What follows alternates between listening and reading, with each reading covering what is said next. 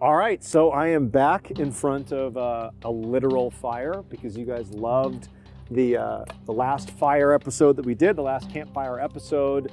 And on today's campfire episode, I have a great ghost story. Not only is the story itself super creepy, but I'm telling you, the plot twist at the very end, worth sticking around for. You gotta listen. It's a great story. I know you're gonna love it.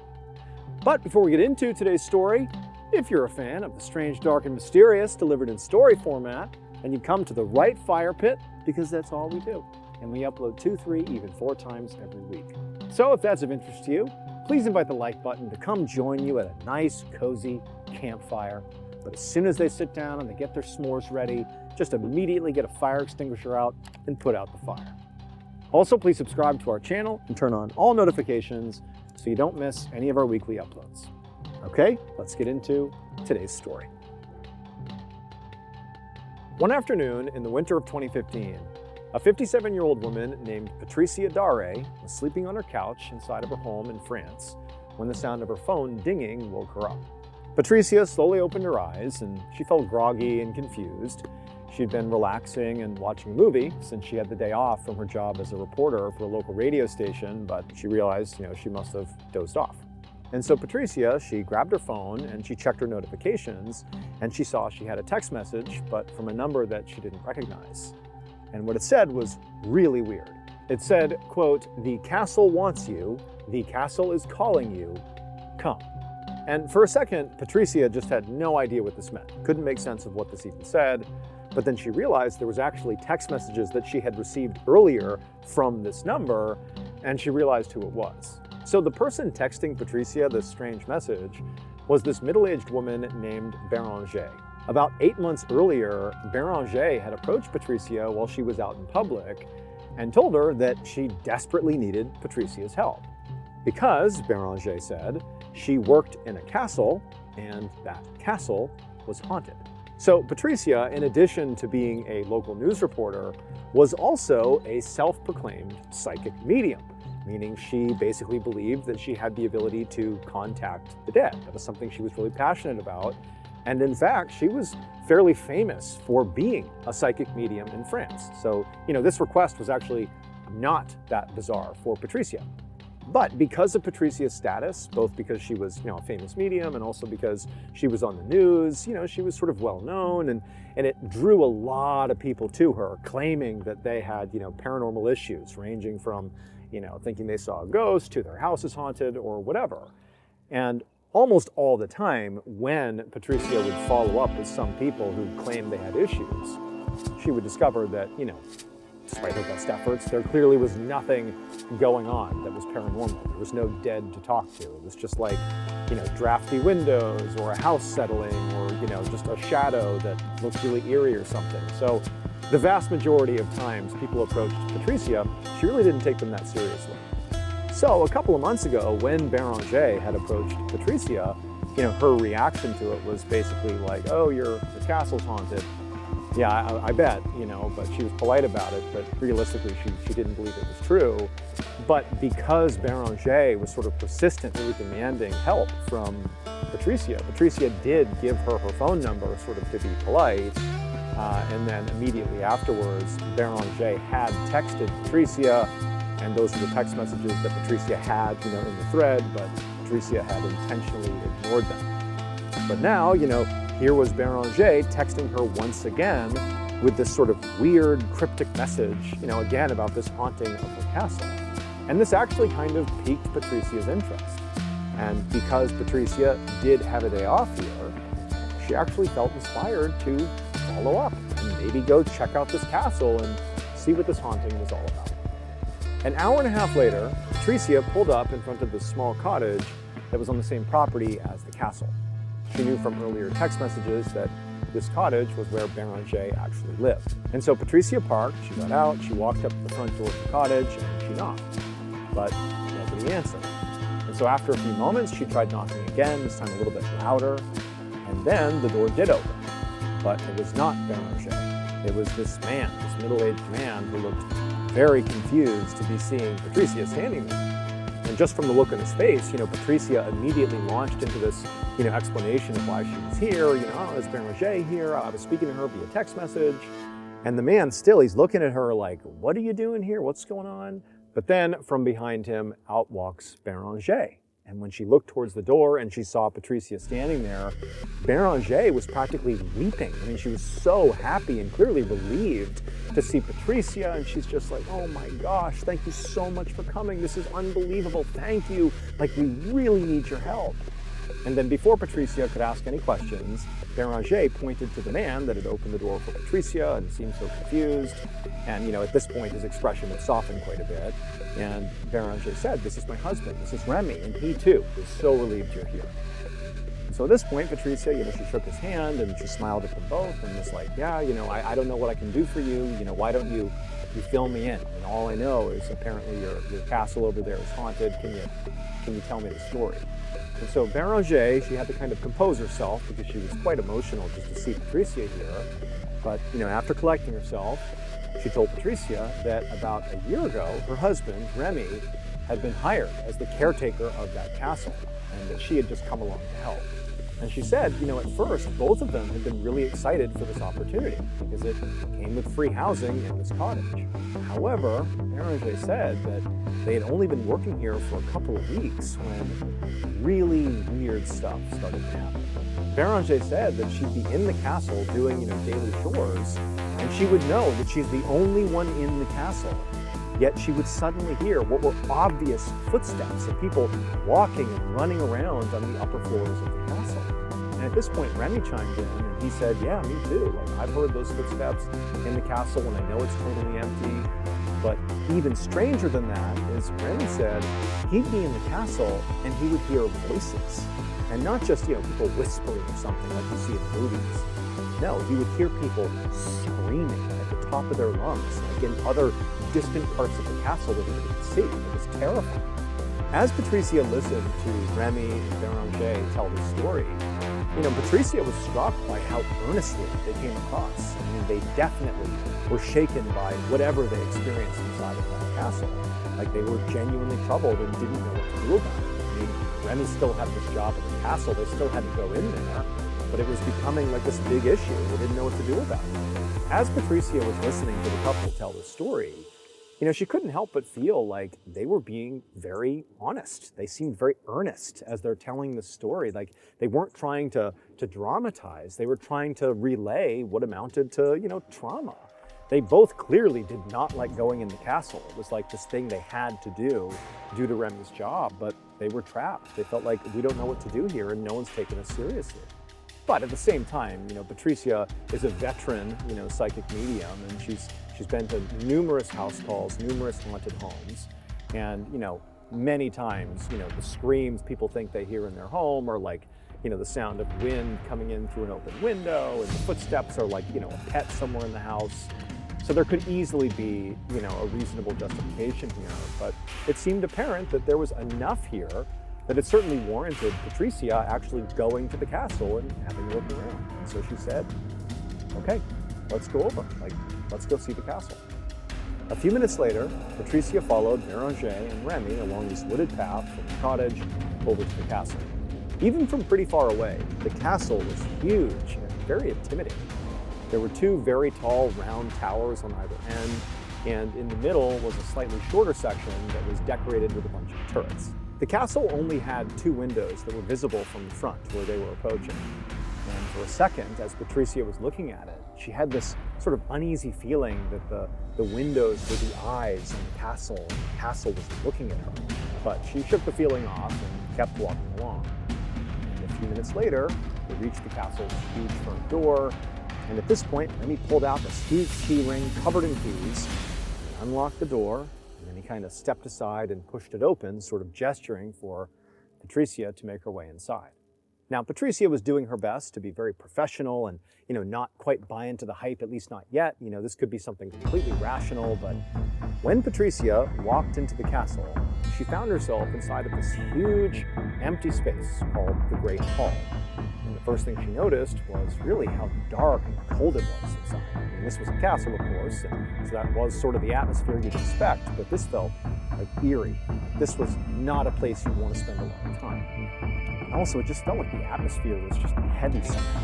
It really was just a tense place to be. Patricia took a deep breath and kind of centered herself, and then she looked around a bit more closely, and she saw there were a few windows on the back wall, but they were all shut. And then right in front of her was this huge stone staircase. And to her right and to her left, she could see there were long hallways that she knew must lead to dozens of rooms potentially. And so after standing there for a few moments, just kind of taking in the scene, Patricia turned to Beranger and she asked her, she said, okay, so you've heard footsteps, upstairs when this place was empty. Can you tell me what you were doing, in any of the instances where those sounds came through? Like, what were you doing? Do you remember? And Beranger said, actually, yeah, I do remember. The last time it happened, I was closing the shutters on the window. I know I heard people upstairs when I was doing that. And so immediately, Patricia is thinking, that could be it. Maybe it was literally the sound the shutters were making that maybe somehow gave Beranger the impression that there were footsteps elsewhere inside of this castle. I mean, everything echoes inside of here. It's this big cavernous space. It was possible. And so Patricia's like, okay, well, let's go test the shutters. Let's just see if maybe that is causing some strange sounds in your home. And Beranger and Remy did not seem remotely offended by this. If anything, they were like eager to find a rational explanation for whatever it was they were experiencing. And so quickly, they, along with Patricia, walked over to one of the windows, and Patricia reached out and she opened up the shutters and then shut the shutters and then did it a few more times.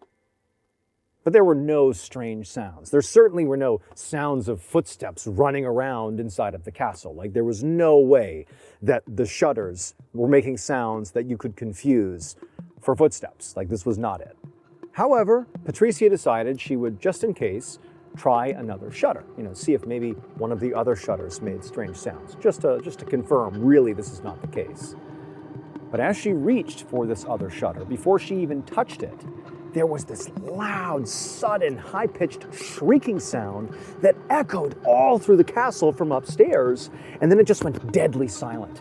And immediately the hairs on the back of Patricia's neck stood up. I mean, this was like an unmistakable sound. And Patricia, she turns to Remy and Beranger, and they're obviously spooked. I mean, they've experienced stuff like this, but this is still just so terrifying. And Patricia, she's standing there not even sure what to do. But then she tells herself, like, wait a minute. That couldn't have been what we thought it was. There's no way that was like some screech coming from some ghost upstairs. Like, there has to be a logical explanation here. And part of the reason she was thinking this is even in, her time as a psychic medium, nothing this visceral had ever happened in her career. Something like that was out of a movie, like literally a ghost screeching upstairs.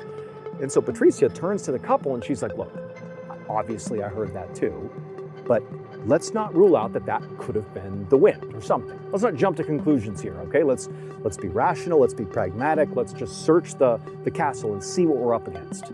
And so the couple, Remy and Beranger, they did not seem reassured, but they kind of nodded along like, whatever you say. But then, like before anyone could do anything else, there was another sudden, loud, high-pitched scream coming from somewhere else upstairs. A different voice is now screaming upstairs. And then it went deadly silent again, and then it was very clear to Patricia, and certainly to the couple, this castle might just be haunted. There's something going on here that is not right.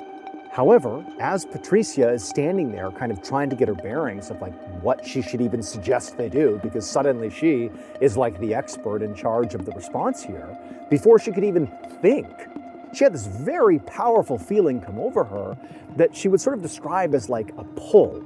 It was like a magnet was pulling her in the direction of these screams. Like she felt like she needed to go upstairs to the second floor to wherever those screams came from. She had to. And it wasn't even clear if this was like her channeling her psychic medium powers. It was like the castle was pulling her deeper and deeper inside of the structure. And so without even telling Remy and Beranger what she was doing, Patricia just kind of silently turned and began walking almost against her will towards that stone staircase that went up to the upper levels. And now at this point, the castle is deadly silent. All you can hear is the sound of their footsteps as they're making their way over towards the staircase. And, Remy and Béranger, they're so frightened. They're just, tucked up right behind Patricia, following her along, not even sure what they should be doing. And so upstairs they went, and Patricia, again, she's got like this intense feeling that she has to go upstairs. She can't even control it. And so up the stairs she goes. No one's talking. All they hear is the sound of the footsteps on the staircase. And up they go, all the way up to the 3rd floor, which is, where these screams were likely coming from. And at that point, Patricia, almost on instinct, turned left and began walking down this long hallway with all these doors that were shut along the way. And again, the castle is just deadly quiet. All you can hear are their footsteps. And down the hallway they go, all the way to a dead end where there is a single room that is shut at the very end of the hallway. And at this point, Patricia, almost like without even thinking, she turns and kind of almost aggressively says to Remy, "Get your keys out and open this door." Like she didn't even know why she was being aggressive. It was like just coming through her. But Béranger at this point, she chimes in and says, the owner of the castle, they told us this is the one room we're not allowed to go in. We've never been inside of here. We can't go in here. Patricia, she just looks at Béranger and says, "I don't care. We have to go in. Open the door. I'm going in. I have to go in this room." And so at this point, Béranger, she looks at her husband, and Remy kind of shrugged. I mean, they didn't even know what they're supposed to do at this point, but they figured, all right, she's the expert. Let's let her go in. And so Remy, he pulled out his big set of keys and he fumbled through them all. And Patricia, she's rearing to go in this room. She can't even understand why she feels this way. And Remy, he reaches over, he turns the lock, he pushes the door open, and Patricia walks inside. Now, as soon as this door opened up, Remy and Béranger got a look inside of this room. And it was unremarkable. It was like a vacant room. There was nothing inside of it. Like there was no clear reason why this room was off limits per the owner. But as they watched Patricia walk to the middle of the room, sort of slowly and methodically, and come to a stop right in the middle with her back to them, they could have sworn they heard whispers suddenly picking up inside of this room, even though there's nobody else in there but Patricia. And then Patricia, who by this point was sort of freaking out Béranger and Remy. She was acting just very different than when she had first arrived. She just stood there in this sort of bizarre way, just like rigid, staring towards the back of this room as these whispers are kind of going on in this dark room. And then from the threshold, Béranger and Remy watched as Patricia, who has not turned around yet or anything, she just began to twitch, like her shoulders were moving around funny and her neck was snapping in a strange direction. And then she began letting out this just awful croaking sound, this constant like single tone croaking sound. And it went on for so long that you'd think she would have need to take in a breath to then continue this croaking sound, but she didn't. It just went on and on and on, just emanating from her body. And Remy and Béranger, they're terrified at this point for a host of reasons, but really it's now Patricia that's scaring them the most. And Patricia, as she's twitching and croaking, she suddenly stops and whips around and looks at the couple, and her mouth is open, like her jaw is slack, and this croaking sound is still coming out of her, but clearly she's also weeping. Tears are coming down her face. Now, Remy and Béranger, they are beyond terrified at this point for so many reasons, but they clearly know some kind of crisis is unfolding with Patricia, and they want to help her, and they were about to ask her, like, what can we do? Like, what's going on? When there's this loud slamming sound somewhere else in the castle, on one of the lower levels. It sounded like a door slamming shut, but really loud. And it was like the noise snapped Patricia out of whatever trance she was in, and suddenly she became really focused. And then instead of communicating with the couple, she just bolted right past them, sprinted down the hallway, and ran down the stairs, like she was chasing after the sound that had just been made somewhere downstairs. And so Remy and Béranger, they're like, what else can we do but follow her? And so they run down the hallway, several, lengths behind Patricia, who's somewhere downstairs. And they get down to the 2nd floor, the couple does, and they can hear the sound of movement in one of the rooms down the hallway. And then they hear this loud, animalistic yelling sound that appears to be, Patricia yelling or growling or something somewhere in one of these rooms. And so they make their way in that direction, and they see there's this open door that leads into a bedroom, and then there's a bathroom off the bedroom. They go in and they look in that bathroom, And there's Patricia, and her back is to them, and she's on her knees, and she's visibly weeping, and she's looking up at something in the room. She was kind of at an angle where they could see her face, and her face is contorted just in horror, and she's seeing something in the bathroom that is just completely terrifying her, but there's nothing in the bathroom. And so Remy and Béranger, they walk in there and they grab Patricia, who did not want to leave, but they drag her out of the bathroom, they stand her up, and they literally forcibly remove her from the castle. Several hours later, Béranger and Remy were back inside of their cottage, sitting in their living room, with all these papers scattered in front of them on their coffee table. And next to them was Patricia. And at this point, she was basically back to normal, but she was still very shaken up by what happened in the castle. And also by this point, she was able to explain to the couple what had happened, from her perspective in the castle. She basically told them that she did basically, go into a trance. She had a psychic medium experience, but she had never had anything like this before. I mean, this was visceral. This was way beyond anything she had ever experienced in her entire career. According to Patricia, when she had walked into that locked room on the third floor of the castle, the forbidden room, the room was not empty.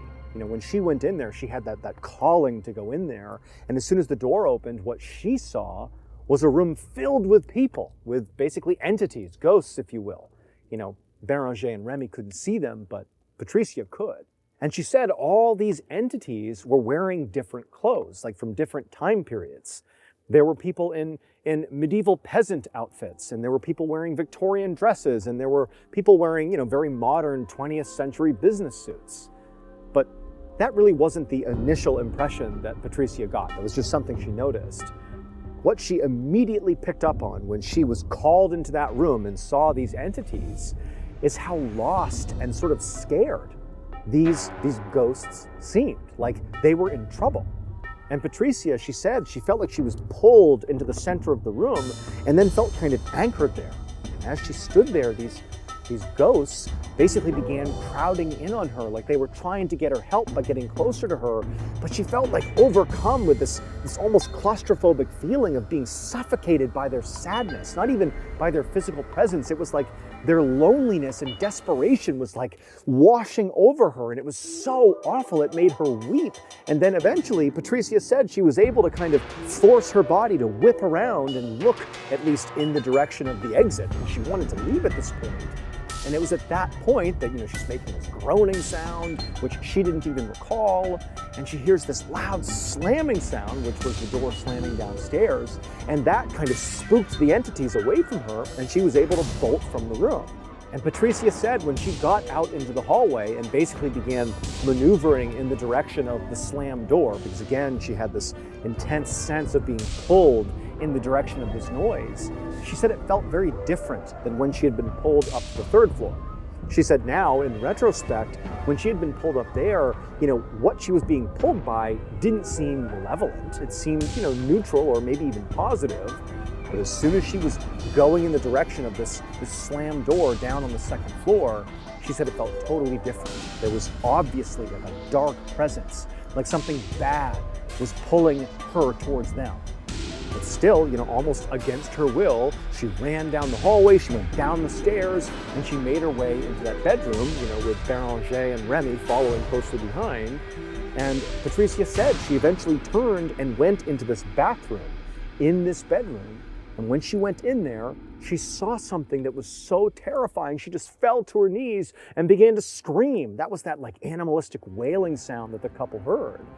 What she saw was this enormous, tall, just dark figure. It was a ghost of this tall man of sorts with these deep scars all over his face, and he was wearing this rusted chainmail armor, like he was from a different time, and he just seemed evil, like a dark, dark presence. And she knew that was the feeling she was getting. It was coming from this ghost. And it was only because Remy and Béranger came in and basically pulled her away that she thinks she even survived. Like she was being pulled to her death. Like that's the way it felt. But again, fortunately, she's pulled out of the castle. They go back to the cottage. Patricia, had her chance to calm down. And now the three of them were trying to basically decipher what just happened. Like what can we take from this unbelievable story that Patricia has told us and what they witnessed. And what they quickly settled on was, we have a lot that we can begin to explore here, but let's focus on that evil entity, that tall man in the rusted chainmail armor. Who was that? And what did he want? So she and Remy, in the hours since they had escaped the castle, had gathered up a bunch of their historical documents about the castle and laid them out on the coffee table, and they had begun going through them to try to learn about this guy. And at some point, as they were looking through all these documents, there was one particular section that, for whatever reason, just drew, Patricia's attention. She just thought, I want to look at that. And it was this section about a knight whose name was John, who had lived in the 14th century. And the document said that John had been a soldier during the 100 Years' War, which was a conflict between England and France that had started in the mid-1300s. And during that war, the castle was used as a French military fortress. John was killed during a battle at the castle. And so after Patricia read this out loud to Béranger and Remy, Patricia said she just had this feeling that the evil spirit, the tall man in the armor she saw in the bathroom that scared her so much, she had a feeling that, she didn't know why, but that seemed like John. However, even if Patricia had been right that this evil spirit she encountered was Jean, they still didn't know why he was there, or why he had appeared, and why he had called her to the room, or why any of this stuff had happened. The whole thing really was unexplained here. Or, who were the other ghosts who were up on the third floor, that apparently Patricia saw? None of it made any more sense. At some point, Béranger asked Patricia, what do you think? What does all this mean? Why did this happen? What do you think? But Patricia, she really was still very shaken up by this. She was this, renowned psychic medium, but again, she had never had an experience like this. This was really terrifying. And she just was like, look, I'm overwhelmed. I need to go home. I need to go home and just think about this. I need to process what's happened here. And so, obviously Remy and Béranger, they couldn't really protest, but they also were like, man, I really don't want to be left here alone with this horrifying castle, but you do what you got to do. And Patricia, she got up and she left.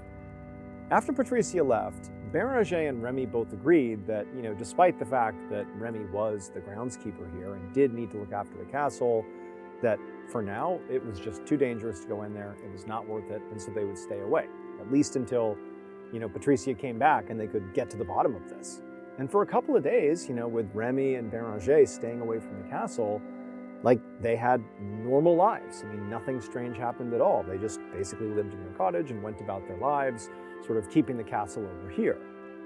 But after a couple of days, when still Patricia had not come back again, she was still at her home, still processing this whole thing, Béranger started having this weird feeling in her chest. It was like this need to go to the castle, not dissimilar from how Patricia had described this overwhelming sense of being pulled up to the third floor when she was describing her whole encounter, her whole experience. Béranger, she tried to act like this wasn't happening to her, but she couldn't deny it. It's like she just had this feeling of, I gotta go to the castle, I gotta go over there. And then one day, Remy looked out the window of the cottage and he sees his wife, Béranger, walking right towards the front door of this castle. And he's thinking, there's no way she should be going in there. We agreed not to go in. What is she doing? And he literally ran over there and grabbed her and pulled her back before she went into the castle, which is exactly what she was going to do. And then when she was pulled away, she couldn't even describe why she was over there. She's like, I don't even know. I just felt like I had to come over here. I can't explain it. But that wasn't even the strangest thing that happened over these few days after the incident with Patricia.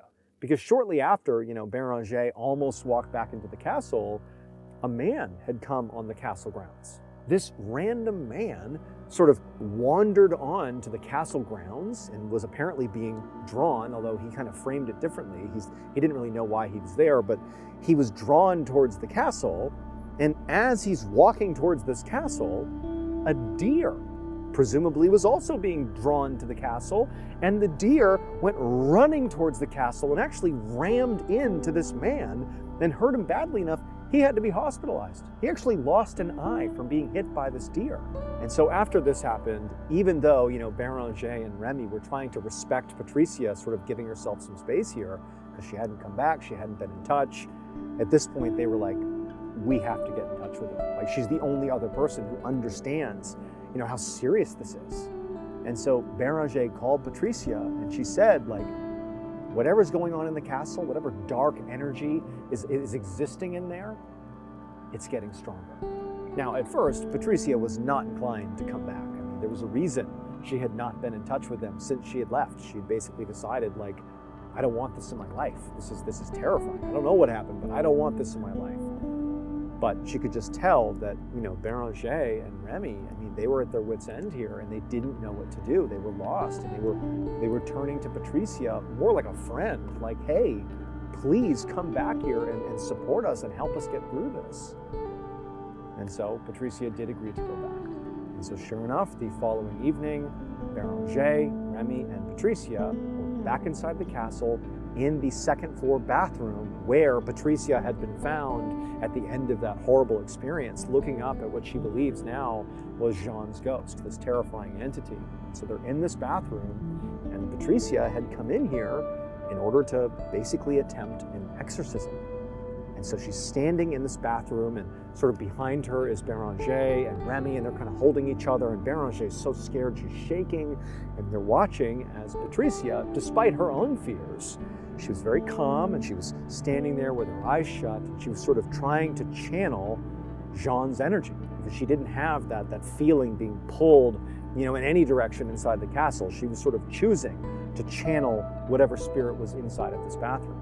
And then at some point, Patricia appeared to sort of connect with something in the room, something that, Beranger and Remy couldn't see. The room appeared to be empty to them. But it was obvious that Patricia had sort of picked up on something, and then kind of out of nowhere, she said in this very stern, very loud voice, "Jean, show yourself." And then Beranger and Remy, they're staring at Patricia, because again, there's nothing else they can see in this room. And Patricia, she opens her eyes, and she kind of looks around the room, and then she focuses on something on the other side of the bathroom. Like, she can clearly see something, like she's seeing another entity or something. Beranger and Remy are looking, and there's nothing they can see. And then Patricia, again, still very focused, eyes locked on whatever it is in the room, she says again in that stern, loud voice, "It's over.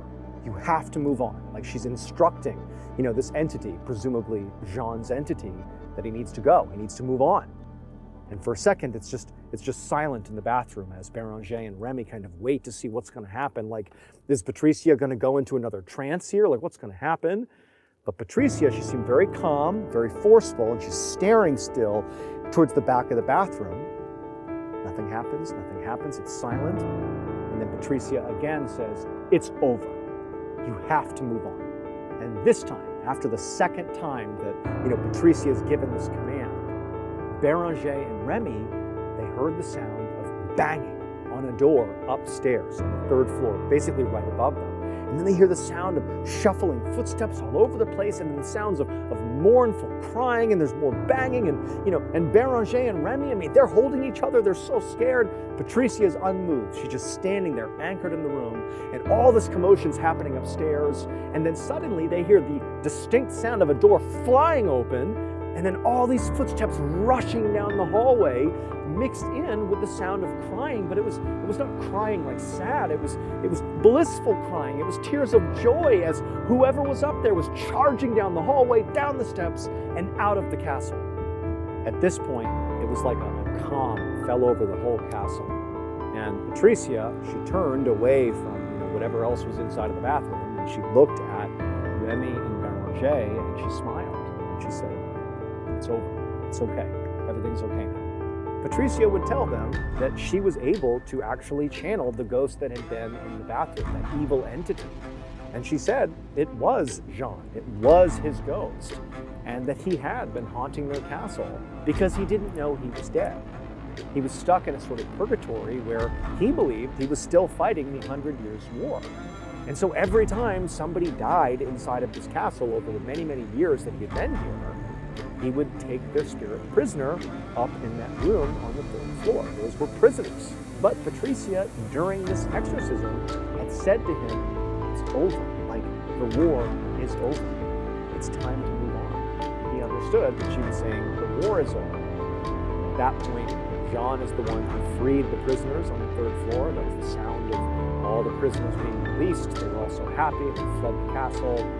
And then at that point, Jean himself, his spirit, was finally released. However, there's one more wrinkle to the story, which is shortly after the exorcism, when life sort of returned to normal for all parties, Patricia and Béranger were speaking, and Patricia at some point just kind of offhandedly said something like, you know, it's a good thing, Béranger, that you texted me again and got me to come back out here, because clearly I was able to help you guys. I was able to, you know, free these spirits from the castle. What a good thing it was that you texted me again.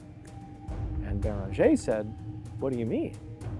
And Patricia was like, you know, when you texted me about how the castle was sort of calling me, you know, you were right. Like, clearly it was. And I came over and we took care of it. But Béranger was like, I haven't texted you in months. I didn't send that text message.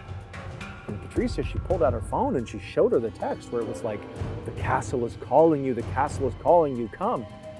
And Béranger was like, yeah, I didn't send that to you. And to this day, Patricia, Béranger, and Remy still have no idea who sent that text to Patricia. All right, thank you all so much for joining me tonight at the campfire. And if you enjoyed this, remember, we actually have a whole playlist of campfire episodes that are ready for you to binge right now. If you want to do that, go ahead and click right here and give them a watch. All right, until next time, see ya. Today, I'm going to tell you 3 very spooky stories that, depending on your interpretation, you could view all 3 of these as ghost stories. But before we get into those stories, if you're a fan of the strange, dark, and mysterious delivered in story format, then you've come to the right place, because that's all we do. We upload once a week. So, if that's of interest to you, please offer to house sit for the like button. But as soon as you get there, just take all their belongings and put them out on the curb with a big sign that just says free right next to them, and then just leave. Also, please subscribe to our channel and turn on all notifications so you don't miss any of our weekly uploads. Okay, let's get into today's stories. One morning in the summer of 1876, a doctor named Lewis Allard walked down the hallway of a hospital in Papeete, Tahiti. Tahiti is an island east of Australia. Lewis was just about to step into his office when he heard the hospital doors open, and he looked over to see a few policemen walking in, carrying this unconscious man on a stretcher. Just from the looks of the way this guy was dressed, Dr. Allard could tell he was a sailor. So a lot of Dr. Allard's patients were sailors, because Papeete was a port town. So if people got sick or injured at sea and then docked in Papeete, they would come to the hospital right there. So Dr. Allard walked over to the police and asked them what was going on with the sailor. And the officers explained that this man's friends had found him unresponsive that morning, apparently after a very long night of drinking. Dr. Allard nodded and then motioned for the police to follow him and bring this guy with him, and he led them over to an exam room, where he had them lay out the sailor on a table so that Dr. Allard could look him over. The sailor appeared to be pretty young. He was in his 20s maybe, and he appeared very healthy and strong. But when the doctor checked for a pulse, there was none. And so after checking a couple more times to make sure it wasn't just a very weak pulse, the doctor ultimately concluded that, this sailor was not just unresponsive. The sailor was dead. And if Dr. Allard had to guess, he very likely died from alcohol poisoning, given his friends said, the night before, this guy had had a really heavy night of drinking, and here he was, so alcohol poisoning. So this hospital had a policy for how to handle the death of foreign sailors in Tahiti. Basically, the doctor who pronounced the sailor dead would then arrange for them to be buried in a public cemetery.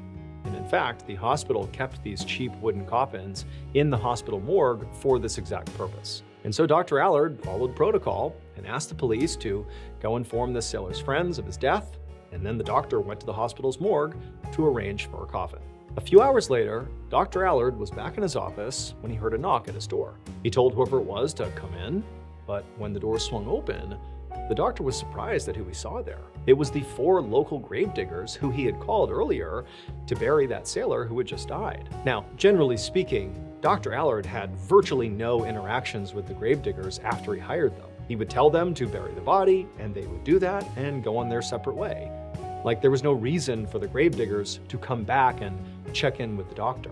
But as the doctor is looking at these 4 guys trying to figure out what was going on here, he quickly assessed that, these guys weren't here just to chat. They were here because they looked spooked. And before Dr. Allard could ask any questions about, what was going on here, one of these gravediggers began to speak. And in sort of a rapid and sort of anxious tone, he said, as we were carrying the coffin over to the gravesite, it began to shake like the person inside the coffin was alive. And then we heard all these moaning sounds coming from inside of this nailed shut coffin.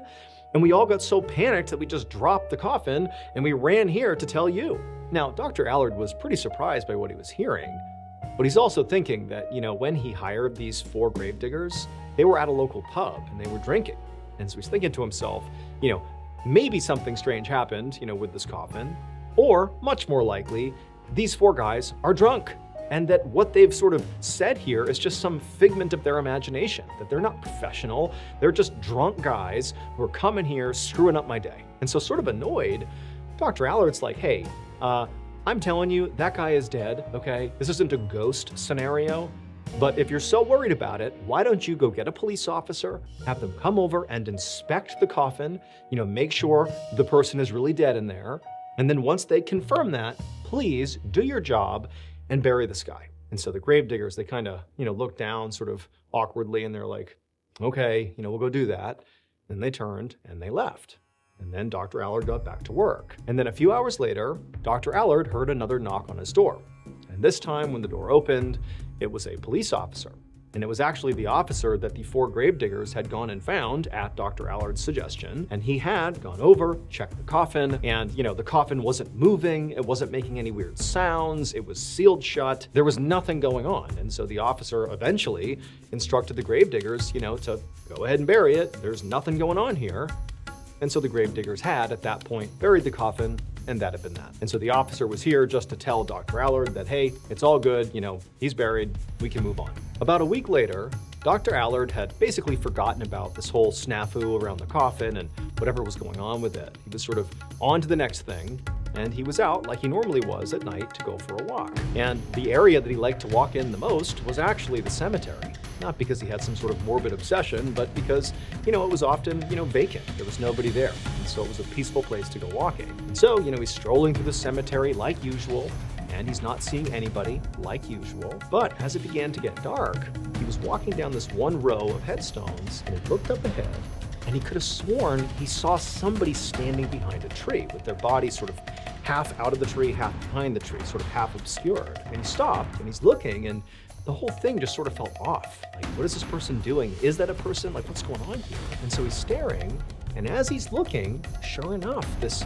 dark silhouette steps out from behind this tree. And the way they stepped out, it was like they stepped out, turned, and faced Dr. Allard, and just stood there, clearly looking right at Dr. Allard. But they're pretty far away from Dr. Allard. Like, there's a good distance between them. But immediately, Dr. Allard felt threatened by this person, or whatever it was. He didn't even know if it was a person. He couldn't tell if it was his mind playing tricks on him or not. He's just staring at this thing that looked like it was looking at him. And so Dr. Allard instinctively, who's now feeling a little bit frightened, turned and just started walking away, like he was done walking in the cemetery for the night. And so he turns and he starts walking, but then it's like the hairs on the back of his neck stood up. He just felt like this person, whoever it is, they're still watching me. And so he stopped after just a couple of steps and he turned back around. And now this figure is clearly marching directly towards Dr. Allard. They're almost running. They're walking real fast right towards Dr. Allard. And so now Dr. Allard's terrified. He knows there's something happening here. Why would this person be doing this? Like, is it a person? Like, what's happening here? And so Dr. Allard, he turns and starts to run. And as he's running, he hears this horrible high-pitched scream echo across the entire cemetery. And then he looks back one last time and he sees the face of this figure, this person charging towards him. And it's the same guy who died a week ago, the same sailor that he buried, the one who presumably was moving around in the coffin the gravediggers were so scared of. It was him, and he jumped on Dr. Allard and began throttling him, and Dr. Allard's on the ground staring at this ghastly face. This scream is coming out of him. He had no idea what was going on, and then Dr. Allard just blacked out. A few minutes later, Dr. Allard came to. He sat up suddenly, and he's looking around, and there's nobody there. It's just a dark, vacant cemetery. No sign of the dead sailor's ghost or whatever, or whoever it was. They're gone. And Dr. Allard's just sitting there, his heart's racing still, and he's telling himself, like, did that even just happen? Like, it felt so real. His neck was sore from, what he felt was this guy, this thing attacking him. But at the same time, he was so sure that the face that he had seen on this person was the dead sailor's face. But how could that be? He's dead. He's buried. How could that be? And so ultimately, Dr. Allard, he got up and he hustled back to his house. But over the coming weeks, Dr. Allard sort of spiraled into madness. Because it was like every day, all the time, he would see out of the corner of his eye for a second, like a glimpse of this dead sailor's ghost. And it was always that face, that ghastly face, that shrieking face looking right at him. And he'd turn and, the face would disappear. But Dr. Allard, he just felt like he was almost being haunted, that something had happened, like that attack in the cemetery. It had felt so real. He felt like now this ghost was literally haunting him. But he couldn't tell anyone. I mean, he's a doctor. What's he gonna do? Tell people that a ghost is haunting him? He didn't know what to do. And so what he ended up doing after several weeks is he just began staying home and laying in bed, basically feigning illness to avoid leaving the house. And he would just lay there with his eyes closed basically all day, because as soon as he opened his eyes, he would see this dead sailor's face. He really was losing his mind. And then eventually, when Dr. Allard knew he had to stop basically staying in bed all day and go back to the hospital and sort of function in society again, go back to work, otherwise people were going to start asking questions here, like, what's going on with you? And he didn't have an answer, When that time came and he knew it was sort of like, okay, go back to normal or tell people about this. Well, what Dr. Allard ultimately did is he decided to walk up to the roof of his house and throw himself off. He literally couldn't live with what he believed was this ghost haunting him 24/7. When the doctor's close friends found out that the doctor had taken his own life, they immediately went to the police and said, hey, wait a minute, we think this has something to do with what he was dealing with over the past several weeks. So the doctor, despite not wanting to tell anybody about, his haunting, he did sort of begin to tell a couple of his close friends. Now, he was sort of subtle about it, but he began telling people that he's like, yeah, I keep seeing that dead sailor's face everywhere I go. I just keep seeing it. Now, he didn't highlight the fact that he was basically losing his mind over it and thought it was literally a ghost. But a couple of his close friends were aware that it almost seemed like, Dr. Allard was effectively having a mental breakdown over this dead sailor. And they did sort of connect that Dr. Allard sort of felt haunted by this dead sailor. And so, said close friends ultimately went to the police and said, hey, I know this is a stretch, but the doctor kind of thought he was being haunted by this dead sailor before he died. We think that has to do with why he took his own life. And sort of amazingly, the police, the way they responded to this was, okay, we're gonna look into this. We're gonna investigate the haunting, so to speak. And what they did is they exhumed the coffin of that dead sailor. They didn't know what else to do. They just decided they would do that. And so they raised the coffin out of the ground and they open it up, and they cannot believe what they see. So it would turn out those 4 gravediggers had been totally justified in being scared about what they thought they heard and felt in that coffin when they were going to bury it. Because the sailor was not dead. He was just so drunk that it felt like he was dead. They couldn't feel his pulse. Dr. Allard had been wrong. The sailor was not dead. He was totally alive. And so as he was being carried over to the gravesite to be buried, he really was moving around inside the coffin and moaning because he was horribly hungover, but totally alive and, grappling with the fact that he's now, confined inside of this coffin. He likely had no idea what was going on, so you can imagine the types of sounds and things he might be doing. And so the gravediggers, they were right to be scared. They did get a police officer. The police officer came over, and for whatever reason, when he inspected the coffin, he saw it was sealed. There was no movement inside the coffin. It was totally quiet. So, the sailor inside, he just wasn't moving or making any sound. And so the police officer greenlit burying him. So the living sailor inside the coffin is buried underground by these gravediggers, and they go their separate ways afterwards. But then that sailor wakes up again. He begins thrashing around after being buried in the ground. And he actually managed to break out of the coffin and climb out of the ground. He saved himself. He literally, survived being buried alive. But He was furious at the doctor, who so cavalierly just decided he was dead and now go bury him. And so he decided he would play a prank on the doctor to get back at him. So what he did is he filled his coffin up with rocks and he sealed it back up and he reburied it so nobody would know anything. And then for the next week or so, he just kind of hid out and didn't let anybody know that he was actually still alive. And then, after about a week, he knew the doctor took his walks in that cemetery, and so he hid behind a tree in the cemetery and waited for the doctor to be alone making his walk. And then saw him. It was the sailor, fully alive in the flesh, stepping out from behind the tree, looking at the doctor. That was him. It really was the sailor. And he really did run forward, shrieking, pretending to be a ghost. And he attacked Dr. Allard, basically giving him the impression that his angry ghost was attacking him. And then after Dr. Allard passed out on the ground, the sailor ran off. But for Dr. Allard, who fully believed that sailor was dead, can you imagine what he thought when he saw, the sailor attacking him and shrieking in the middle of the cemetery? He fully believed that was the sailor's ghost, and he had this totally real experience getting attacked by the ghost. And so even though he survived the encounter, it drove him mad. He began seeing the dead sailor, the ghost, everywhere he went, and it eventually drove him to kill himself. And so when the police opened up that coffin, all they saw were all the rocks the sailor had left behind. But following the doctor's suicide, that sailor apparently skipped town and was never seen again.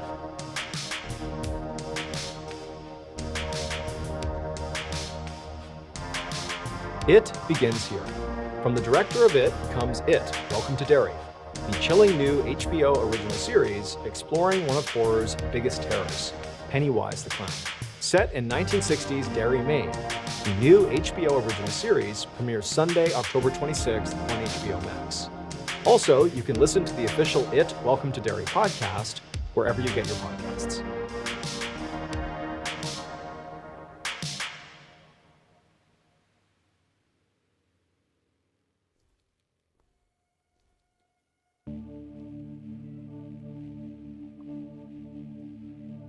On the night of August 30th, 1892, a 20-year-old man named Benjamin Trudell climbed into his bed inside of the Deer Park Life-Saving Station, which was a small government building right off the coast of Lake Superior in Michigan. Benjamin was a member of the Life-Saving Service, which was a precursor to the U.S. Coast Guard, and he was currently working overnight as a surfman, which was basically like a lifeguard, but specifically for ships that were out on the lake. He was there with a bunch of other surfmen who were all taking shifts, either sleeping, patrolling the beach, or staying awake inside the station in case somebody came looking for help.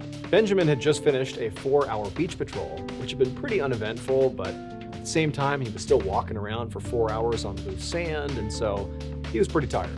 And so now that he was back at the station, he had a little bit of time where he could basically take a nap. So he set his alarm for 4 hours later, which is when he would need to be awake in the station to take on another shift. And then he told his fellow surfmen that he was gonna close his eyes for a minute.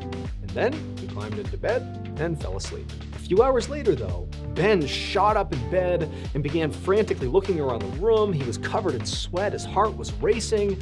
And after a second, he realized that, he's okay. He's in the station, he's safe, and what had just happened to him was just a dream. He had had a terrifying nightmare, but it had felt so real that it really took him a second to, understand that that's all it had been, just a dream. In this dream, Benjamin was walking along the coast of Lake Superior, like he did during his nightly beach patrol, and it was dark out and there was this awful thunderstorm, and the rain was coming down so hard that Benjamin could barely see, and in fact, he almost felt like the impacts of the individual raindrops almost hurt his skin, like they were acid striking his skin. Then suddenly, through this wall of rain right in front of him, this man who Ben didn't recognize kind of stumbled into view. And this man was wearing very nice clothing, like he was on his way to a party or something. But, they're down at the coast of this lake and it's storming out, like it didn't make any sense. But Benjamin, he just stared at the sky and didn't say anything. And the guy looked right back at Benjamin, and without saying a word, he just reached out and really aggressively shook Benjamin's hand. And then, as Benjamin is watching his hand be shaken around by this guy with wild eyes turns and he points out to the lake that's right next to them. And even though he didn't say anything, He pointed with this level of urgency, like there's something out there, something bad, and you need to pay attention to whatever it is. And so Benjamin, he turned, and his hand's still being shaken by this guy, and he looks out, but it's just a wall of water. He can't even see the lake, and he has no idea what this guy is trying to tell him. And it was at that point that, Benjamin sat up and he was awake again. Now, objectively, Benjamin understood that while this dream definitely was creepy, it wasn't really terrifying. It was raining and storming, and a random guy came up and shook his hand and pointed at the lake. Like, that's not terrifying. But for some reason, for Benjamin, it just felt so real that was the thing that made it so unsettling. It felt like he really had been out there and really had this interaction. Now, Benjamin was not the type of guy that would, find meaning in dreams. He basically chalked dreams up as just that, just dreams. But there was something different about this dream. He felt almost intuitively like what had just happened in his dream was a warning. That man, whoever he was telling Benjamin something, and it had to do with the lake, but he didn't know what it was. But as Benjamin thought about this, he knew how sort of crazy that sounded, and he figured that maybe he was just kind of caught up in the immediacy of having just had this dream, that really the only reason he felt like it had weight is because it just happened. And so maybe if he just went outside and got some fresh air and let some time pass, that he would, let this dream fade into the ether and he'd go back to normal life. And sure enough, when he got outside and got some fresh air, he did feel better, but he did still feel like that dream meant something. And so he just walked down to the coast of Lake Superior, where he was in his dream, to the other surfmen who were down there doing their own patrol. And there, there was nothing unusual happening. The lake, it was so calm. And Benjamin, he went up to one of the surfmen and just kind of told him about this dream, and he was almost joking about it. He's like, yeah, it felt so real that I almost feel like it was a warning of some kind, but yeah, it's just a dream. And the other surfmen who were listening just were like, yeah, that's crazy dream, huh? And that was it. The following day, around noon, Benjamin and his fellow surfmen were hanging out inside the life-saving station when all of a sudden, this guy comes stumbling into the station, and he looked awful. He was soaking wet, he was covered in all these cuts and bruises, and he was visibly shaking so much that it almost looked like he was about to collapse right there onto the floor. Benjamin immediately asked the guy, like, hey, what's going on? What's brought you here? What's happening? And the man, who clearly was struggling to just breathe at this point, sort of composed himself and just said, I was out on the lake last night on a ship that sunk. And as soon as he said that, Benjamin was like in total disbelief, because if a ship sunk on Lake Superior, the life-saving service that Benjamin was a part of was supposed to know, because they patrolled the lake and tracked the vessels out on the water. So it seems sort of impossible that a ship could sink, and his crew, the surfmen, would somehow not even know about it. And then, at the same time Benjamin is thinking this, he couldn't help but go back to that dream he had had. It had happened last night, and it just seemed like this guy was warning Benjamin about something out on the lake.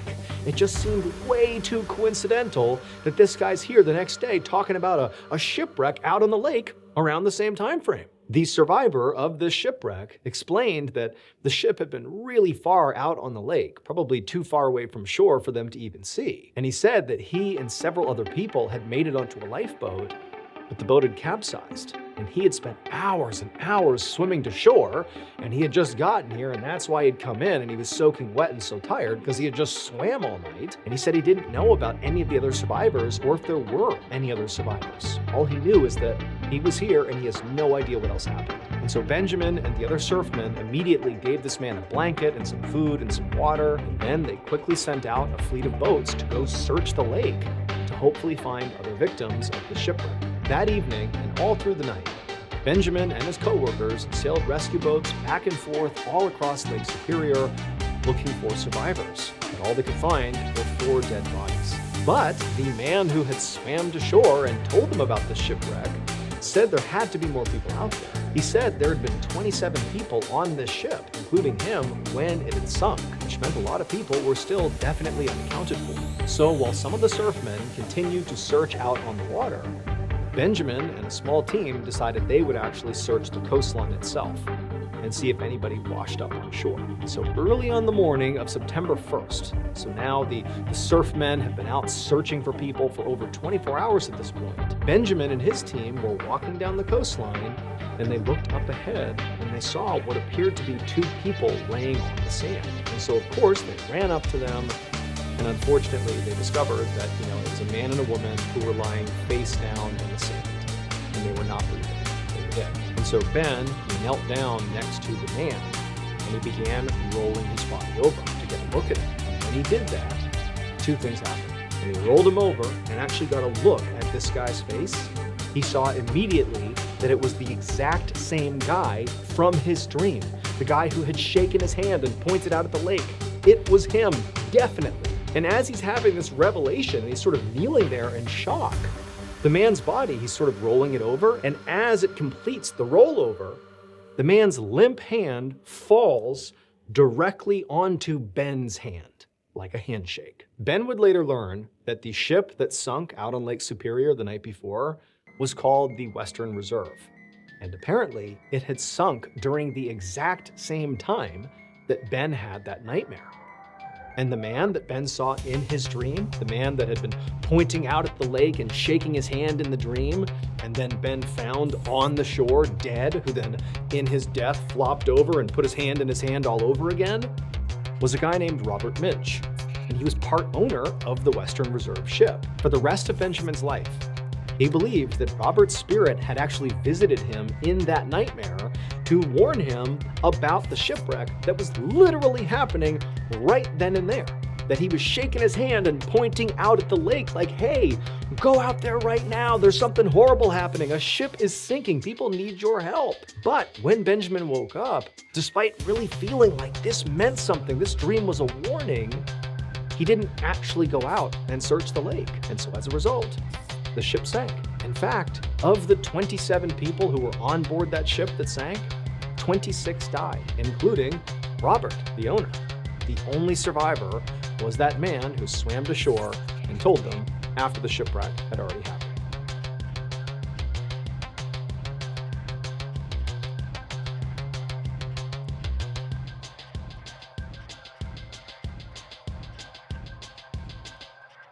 On the afternoon of September 20th, 1989, a 70-year-old man named Jim Moore and his wife Clara walked along the beach on a tiny island off the coast of South Carolina. It was called Pawleys Island, and it was less than 4 miles long and only wide enough to fit one main road with beachfront houses on either side. Jim and Clara lived in one of those beachfront houses, and every afternoon they would go out and walk the beach together. That particular day, as they walked, Jim could see some clouds gathering off in the distance, right above the ocean. And he'd actually seen a weather report recently about this big storm called Hurricane Hugo that was supposed to be heading their way in the next couple of days. Living on an island, Jim and Clara were pretty used to getting warnings like that. I mean, storms were sort of a big deal on an island because you're pretty isolated. And they were just planning to evacuate if the weather, got pretty bad. But for now, it did seem like the weather wasn't too bad, so they were sticking it out. However, it did sort of seem like basically everybody else on Pawleys Island had taken the storm a little bit more seriously, and most of them had already evacuated. And in fact, as Jim and Clara are walking, normally they would see lots of people out doing what they were doing, walking the beach, but today, there was just one person really far down the beach, just this one guy walking towards them, but that was it. The rest of the beach was basically deserted. But Jim and Clara were, veterans of Pawleys Island and certainly veterans of other storms that they had weathered in the past, and so they weren't worried yet. And they just continued to, walk down the beach and chat and just kind of stare out at these growing clouds and just have a normal day. But as they're walking, Jim was sort of keeping an eye on this guy, this one other guy on the beach that was walking towards them. Now, he wasn't literally walking towards them. He was just sort of walking in the other direction. And so inevitably, both Jim and Clara and this guy were going to pass each other. And as Jim got closer to this guy, he realized he actually didn't recognize him. And realistically, Pawleys Island was so small that Jim and Clara basically knew everybody, or at least could recognize everybody. But this guy, who was wearing this long gray coat and this wide-brimmed hat, and he kind of had his head down, Jim didn't recognize. And he told Clara, like, hey, who is this guy? As they're walking closer and closer. And she's like, I don't know, I've never seen him before. But, there was no cause for alarm here. It's broad daylight, and who cares if there's a stranger on the island? I mean, of course, people that live here have guests all the time. Like, this is probably just somebody visiting somebody who lives here. And so they're walking, getting closer and closer. And then finally, when Jim and Clara were about, 10 feet away from this guy, the guy in the big gray coat, Jim, to be polite, just said, hey, how you doing? Because they're the only people on the beach. You can't just ignore each other. But the guy in the gray coat, he just kept that big hat sort of angled down and just briskly walked right past Jim and Clara and didn't even acknowledge them, which is like, there's nobody else here. What are you doing? It's sort of rude. And so Jim and Clara, they look at each other like, that's weird. They keep on walking. And then for whatever reason, Jim just turns around and looks towards this guy, the guy who had just passed them, the guy in the gray coat. And when he looked, he just stopped because the guy was gone. And there's nowhere to go. There is no, shrubs or trees or anything. This is a wide open, flat beach. And this guy has just passed Jim and Clara like seconds ago. He can't be anywhere else. He has to be on the beach. There's nowhere to hide. And so Jimmy grabs Clara and he's like, look, he's gone. And she turns around and she's like, what's going on? That's not possible. And they're looking like, did he go in the ocean? But they're looking out in the water and there's no sign of him. The only place, maybe he could have gone is if as soon as he passed by Jim and Clara, he hard turned and ran inland and hid, behind one of the houses. But that's pretty far away. It just didn't seem possible that in that short of an amount of time, he could get up there and hide. And also, why would you do that? That's such bizarre behavior. And so Jim and Clara, they're just standing there like trying to come up with some reasonable theory to explain where this guy went, but they just couldn't do it. It was like this guy just disappeared. And so eventually, Jim and Clara just had to turn back around and finish their walk and make their way home. And the whole time, all they could talk about was this disappearing man in the gray coat, because it defied any rational explanation. Where did he go? When the couple finally got back to their house, by this point, the clouds that had been gathering outside were now very dark, and it really did seem like a serious storm was on the horizon. And then when they turned on the TV, they put on the Weather Channel, and there was this bulletin that the South Carolina state government had actually issued an evacuation order to all inhabitants of Pawleys Island, because apparently Hurricane Hugo was getting bigger and faster and more destructive, and it appeared like Pawleys Island was clearly going to be in the path of this hurricane. And so at this point, Jim and Clara forgot about the gray man and realized, like, hey, we got to pack our stuff up and go. We thought we had maybe a day or two before we'd have to evacuate, but no more. We got to go right now. And fortunately for them, they actually had an adult daughter who lived right on mainland South Carolina. And so they could stay with her on short notice, no problem. And so they quickly packed up, they hopped in their car, and they drove on the one main road until they hit the bridge that went over the ocean. They made their way across the bridge onto mainland South Carolina and over to their daughter's house. And once they got there, their daughter was obviously very happy to see them, happy they were safe. And they would just spend the whole day basically just sitting there with the Weather Channel on, watching reports about Hurricane Hugo. And over the course of the day, the news got more and more dire. Hurricane Hugo was poised to be this enormous destructive storm that was not slowing down at all. And unfortunately, Pawleys Island was really looking like one of the main areas that was going to be affected by this storm. In fact, the meteorologist was saying, like, it is not safe to be on the island at this point. I mean, there's a chance that all the structures on the island could be leveled by the end of this storm. So Jim and Clara, they're obviously happy they are safe, on mainland South Carolina with their daughter, but they live on that island. Their house, everything they own, it's on that island. And so the idea that they were just helpless and their house is going to be destroyed was sort of just terrible. Like, what can you even do? You're helpless. And so as they began to sort of spiral into all their anxieties around what's going to happen, eventually one of them said, hey, let's just accept that we're in this position and let's just change the subject. We're safe here. Don't worry about what the storm's going to do. Let's just change the subject. And the first subject that was raised was Jim and Clara's encounter with that strange disappearing man in the gray cloak. And so Jim and Clara, they told the story to their daughter about this weird guy they saw and how he just kind of vanished. And their daughter was like really interested listening to the story. And when they were done telling it, she looked at her parents and was like, I think you might have seen the gray man. Now, Jim and Clara had lived on Polly's Island long enough to know about the legend of the Gray Man. As the story goes, 150 years earlier, there was the sailor who was making his way to Polly's Island to see his fiancée who was there.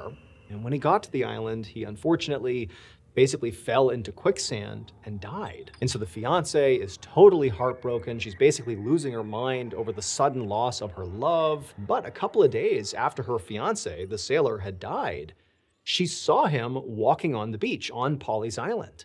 And he was wearing this long gray coat and this big wide-brimmed hat.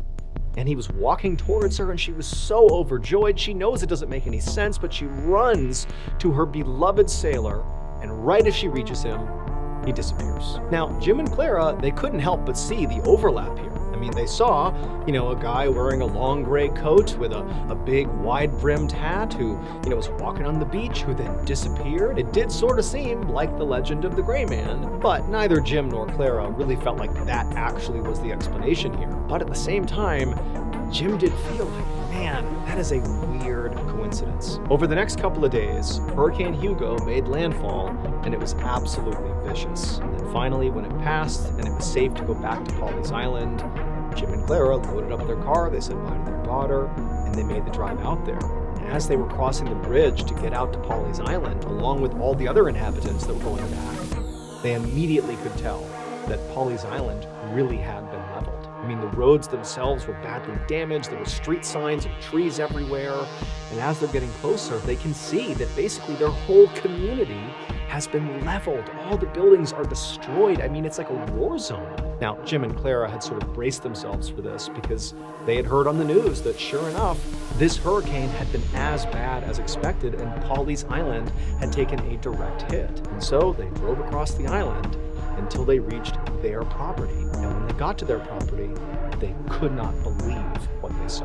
So there's actually one more part to the legend of the Gray Man ghost. And that is when the woman saw who she believed was her dead fiancé walking up the beach with his gray coat and his big brimmed hat, and she runs up and he disappears, and it's so tragic. That's not the end of the story, because the woman was so upset by seeing what she thought was her fiancé again. He's back from the dead, oh my goodness, and then he vanishes. It's like she had to experience his death a second time, and it made her go crazy. It was like so much grief, it was so overwhelming that she couldn't live with it. And in fact, quickly after seeing, his ghost disappear, she was sent off the island to a hospital. She was basically institutionalized. And while she was off the island, immediately after she left the island, this huge storm rolled through and leveled Polly's Island. And only one building survived. It was her house. Inexplicably, her house was untouched. Completely untouched. Everybody else is ruined. So keep that in mind, because when Jim and Clara returned to Polly's Island following Hurricane Hugo, whose house was the only house left standing? Theirs. Utterly untouched. Their neighbors' houses, all the local businesses, everything gone. Their house, untouched. And just so you know, the legend of the Gray Man, people believe if you see the Gray Man, he's warning you to leave the island in advance of a storm, like he apparently did for his fiancée. He warned her, get off the island. And if you heed his warning, the legend goes, your house will be spared. And people believe that's exactly what happened to Jim and Clara.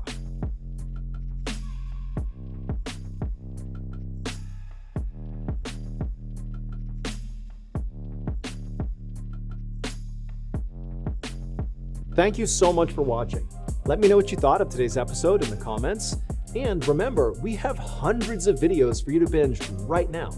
But if you're looking for a recommendation from me of that one video that's worth your time, well, it's this one right here.